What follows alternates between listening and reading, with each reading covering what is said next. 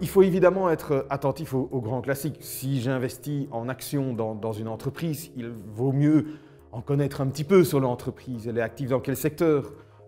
Quelle est la direction qui est prise par le management? Quelle est la performance? Quelle est la solidité?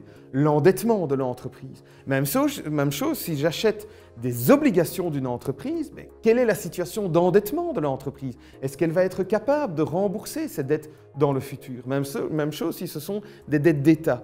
Donc évidemment qu'il faut s'intéresser aux investissements que l'on fait. Encore une fois, si on investit plutôt dans des fonds, on peut être un peu plus passif parce que normalement, l'asset manager, celui qui prend les décisions, lui, il regarde ce que vous, en tant qu'investisseur, vous devriez aussi regarder.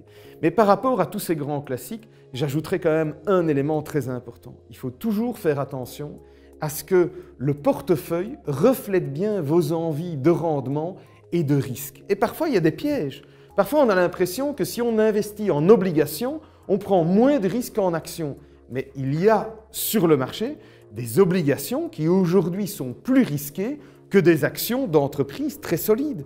Et donc parfois on a l'impression, oui mais moi je suis à l'aise, j'ai investi dans des obligations et par ailleurs je me rends compte que ces obligations ont un rendement important, mais on ne se rend pas compte que si les obligations ont un rendement important, c'est précisément parce que ce sont des obligations à risque d'entreprises qui sont très endettées et parfois il vaudrait mieux en fait avoir des actions d'entreprises beaucoup plus solides. Donc il faut toujours faire attention aux pièges en la matière et toujours faire attention à ce que mon portefeuille soit le reflet de mes envies en termes de rendement et de ce que je suis prêt à prendre comme risque, mais de manière très claire et ne pas tomber dans les pièges des marchés financiers.